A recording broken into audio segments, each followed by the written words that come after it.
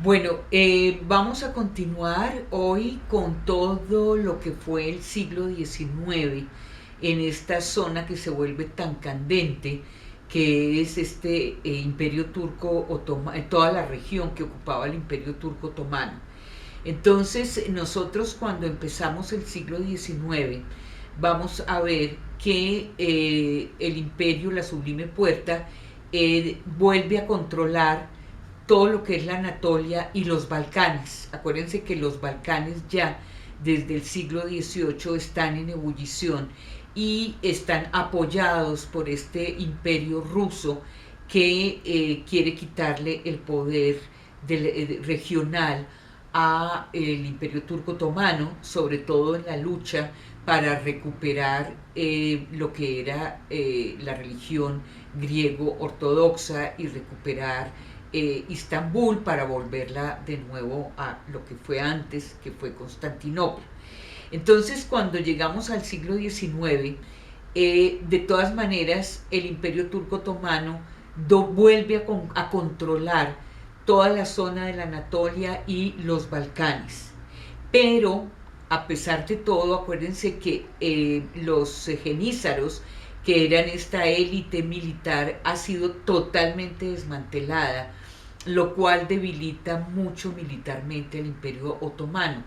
Entonces, entre los intersticios de este imperio que está cayendo lentamente, que se está fragmentando, entre los intersticios el imperio ruso se va metiendo.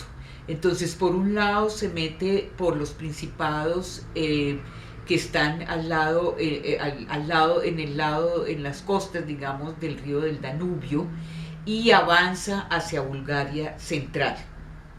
Por otro, en el mar Egeo, los rusos empiezan a controlar todo este mar Egeo y empiezan a suministrar armamento a lo que era el movimiento independentista griego, ¿sí?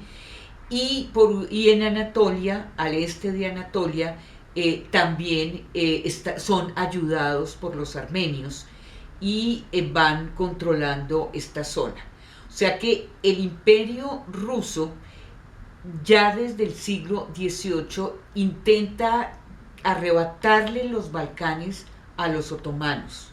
Pero como hemos visto, como vemos, los otomanos todavía están en capacidad, digamos, de defender su territorio. Ahora, ¿qué es lo que impide que el imperio ruso finalmente en el siglo XIX llegue a controlar toda la zona de la Anatolia y de los Balcanes? Simplemente es que el mismo imperio ruso también está decayendo.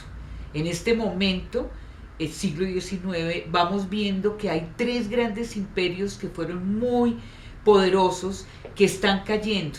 Los más antiguos, el imperio de los Habsburgo, el imperio otomano y el imperio ruso, que es el más reciente.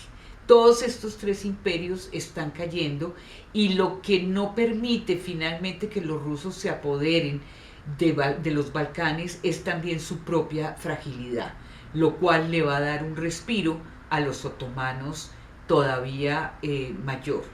Entonces nosotros vemos que en el imperio otomano están estas tensiones con los rusos, y por el otro lado lo que vamos a ver en el imperio otomano es que se va a dar un proceso de modernización al interior del Estado.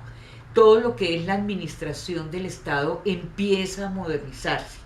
Ya no tenemos un Estado controlado por el sultán que acaparaba, digamos, todo el poder, sino que vamos viendo, bajo efecto también de todo lo que fue la Revolución Francesa, que no solamente digamos, inspiró a los movimientos independentistas de los Balcanes, sino que también fue dando otra forma de modelo que era como el Estado-Nación, donde la estructura de la administración del Estado ya estaba conformada por ministerios.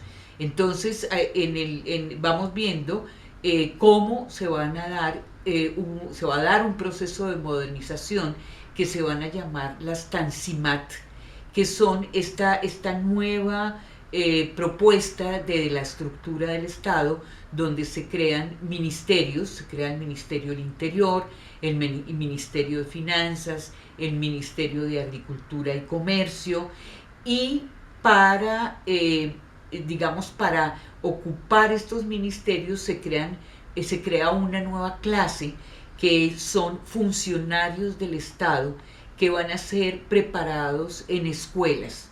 O sea que vamos a ver que se va a ir creando una nueva clase media ilustrada, que es la que va a administrar el Estado al interior de estos nuevos ministerios que se van creando.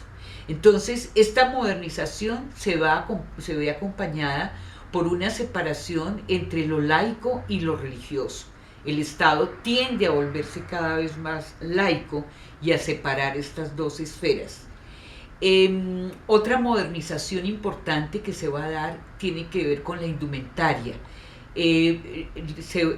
Cambia totalmente la indumentaria, es una indumentaria que se vuelve más europea, donde el turbante va a ser reemplazado por el fez, que es este sombrerito rojo que nosotros vamos a ver y que va a caracterizar la nueva estética, digamos, del Imperio Otomano. La modernización también se va a hacer palpable en todo lo que es la organización del ejército. Como vimos, pues ya no hay jenízaros, ya no existe esa élite militar, ya en este momento todos los ciudadanos, porque es como una transición de lo que eran súbditos a ciudadanos de un Estado centralizado, el ejército va a cubrir todo el territorio y van a poder participar en él aún minorías no musulmanas como la armenia y la griega. Bueno, en cuanto a los armenios y a los griegos, pues nosotros desde el punto de vista educativo, ellos no van a ser parte tanto de esta clase de funcionarios que van a integrar este nuevo Estado centralizado y modernizado. Básicamente ellos van a se va a conformar una burguesía comercial, tanto griega como armenia, y a través de esta burguesía van a vincularse con escuelas occidentales. O sea que lo que son las minorías griegas y armenias van a recibir una educación mucho más occidentalizada, a pesar de que el conjunto del imperio en este momento de transformación cada vez está más europeizado y con una tendencia más a convertirse en un Estado laico. Sin embargo, esta modernización, estos Tanzimat que se van a dar a mitad del siglo XIX, van a retroceder por la influencia muy fuerte de la tradición del sultanato. Las tradiciones del sultanato van a frenar esta modernización. Y esto es muy importante porque nosotros vamos a ver que esto va a dejar una huella hasta el día de hoy. ¿Sí? La Turquía de hoy todavía se debate entre un líder como es Erdogan, un personaje que recupera la tradición otomana, la tradición islámica otomana, versus un Estado que ha sido laicizado desde la época de Atatürk, cuando él toma el poder a principios del siglo XX, ¿sí? Cuando él constituye un nuevo Estado, nación que será Turquía después de la Primera Guerra Mundial.